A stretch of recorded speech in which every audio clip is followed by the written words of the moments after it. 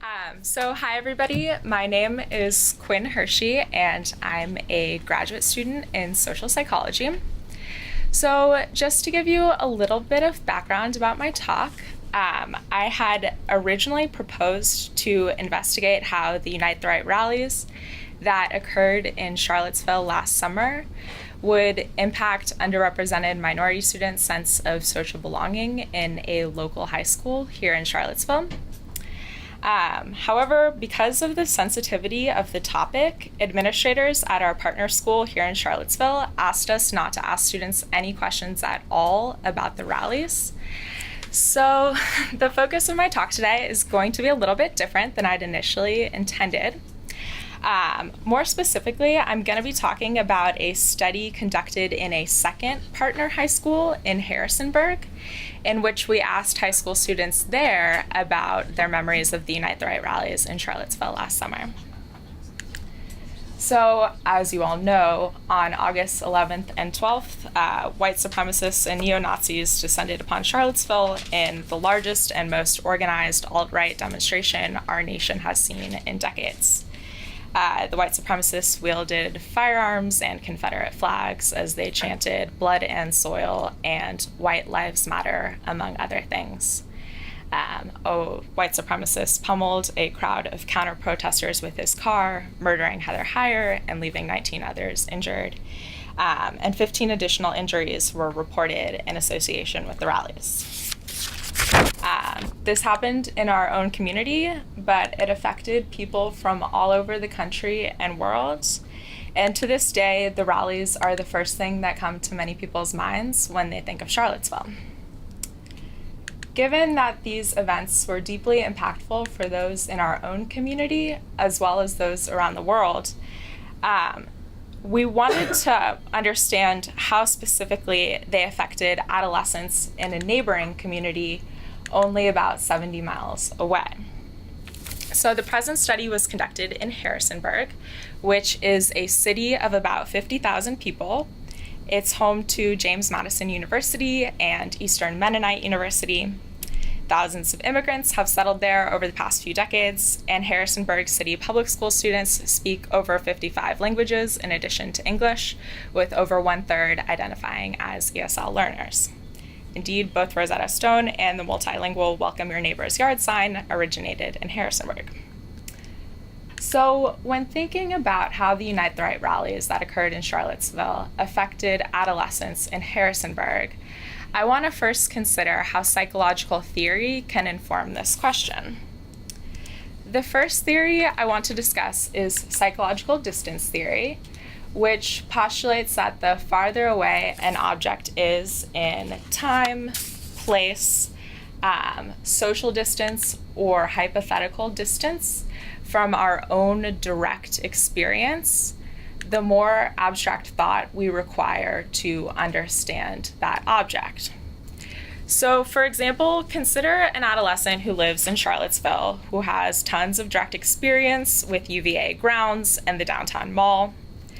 Less abstract thought is going to be required for this adolescent to make sense of or understand what happened in those places that weekend. On the other hand, consider an adolescent who lives in Harrisonburg who's never been to Charlottesville before. More abstract thought is going to be required for that adolescent to understand what happened in those places that weekend.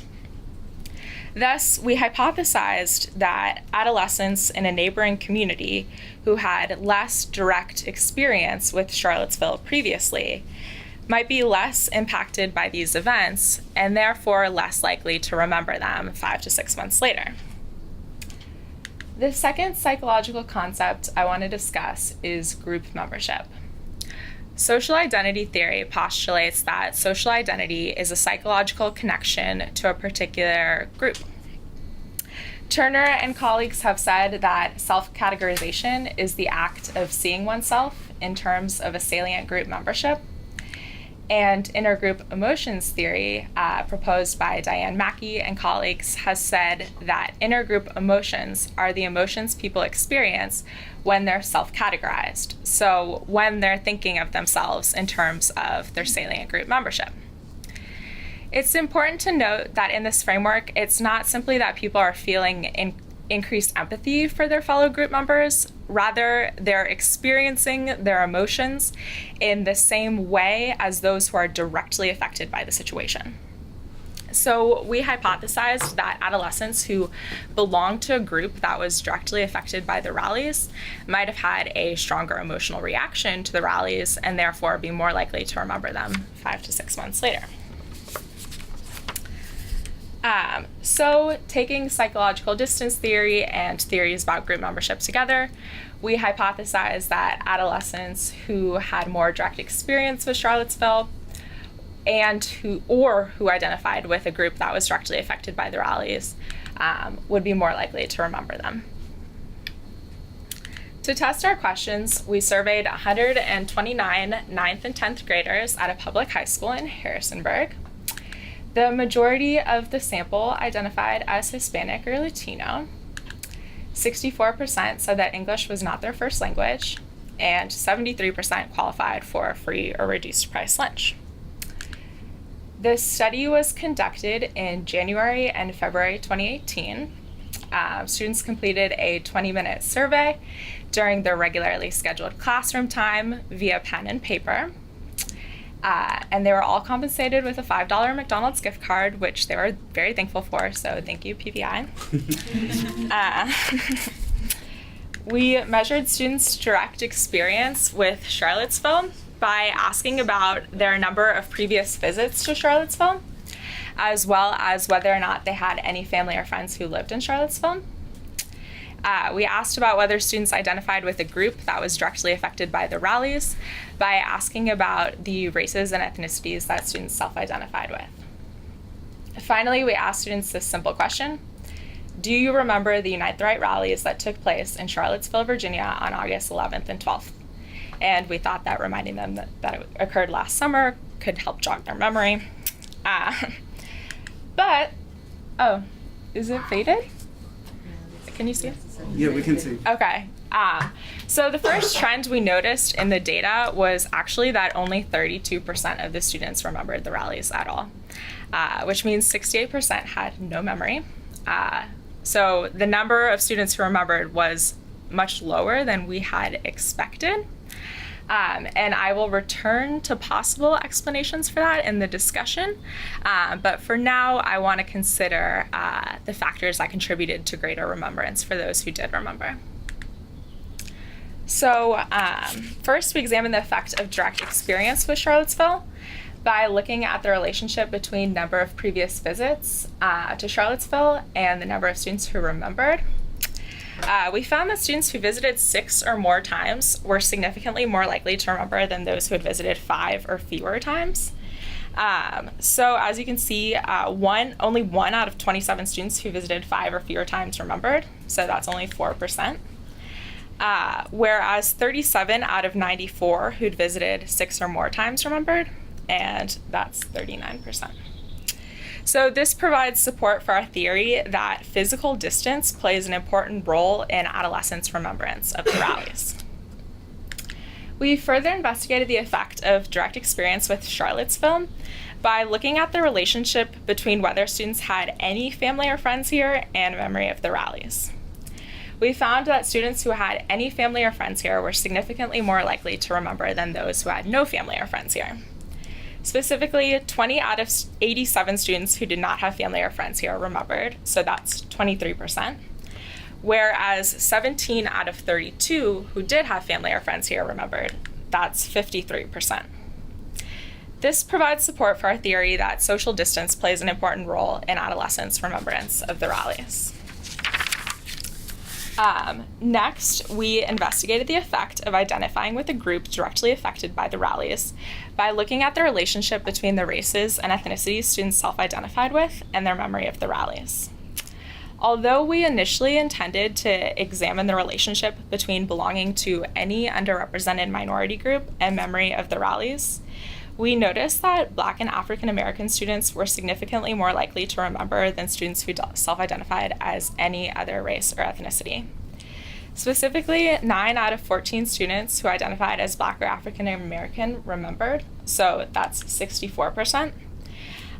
whereas 26 out of 93 who identified as any other race or ethnicity remembered, and that's only 28%. This provides support for our theory that group membership plays an important role in adolescents' remembrance of the rallies. Finally, we noticed another trend in the data that we had not predicted. As you can see, students who said their parents were liberal were significantly more likely to remember than students who said their parents were conservative. We removed the 49 students who said their parents were neither liberal nor conservative from this analysis, but in case you're curious, 26% of those students remembered, whereas 19% of students who said their parents were conservative remembered, and 53% of students who said their parents were liberal remembered. Last, I want to mention that in our initial analyses, memory of the rallies was not related to a number of demographic or psychological characteristics, including gender, socioeconomic status, and perceptions of belonging in school, just to name a few. So we think this could speak to the potentially unique roles of psychological distance and group membership in remembrance of the rallies for these students. To summarize, as we'd predicted, adolescents were more likely to remember the rallies when they either had more direct experience with Charlottesville or identified with a group that was directly affected by the rallies. One thing we did not predict is that memory of the rallies would be so low overall. One explanation, in accordance with Piaget's theory of cognitive development, is that adolescents have not fully developed their capabilities to think abstractly at this age. Another is that adolescents do not pay as much attention to the news as adults do. We also did not predict that students with liberal parents were more likely to we also did not predict that students with liberal parents would be more likely to remember, but one possible explanation is that liberal parents were more likely to talk to their children about the rallies. And this is supported by research showing that adolescents who communicate about politics more often with their parents also show increased civic engagement. In future research, we'll seek to learn more about the roles of psychological distance and group membership in remembrance of important events in additional contexts. So, for example, in February 2017, a bomber targeting a Sufi gathering in Pakistan killed 88 people and left at least 200 others wounded. Who in our community is most likely to remember this tragic event? Second, we'll test this across development. For example, how specifically would an adult sample in Harrisonburg differ from our adolescent sample? And finally, we'll examine this in more controlled environments, such as the lab, where we can manipulate psychological distance and group membership directly. So finally, I want to conclude by thanking PVI, my advisors, our research team, and all of you guys for listening.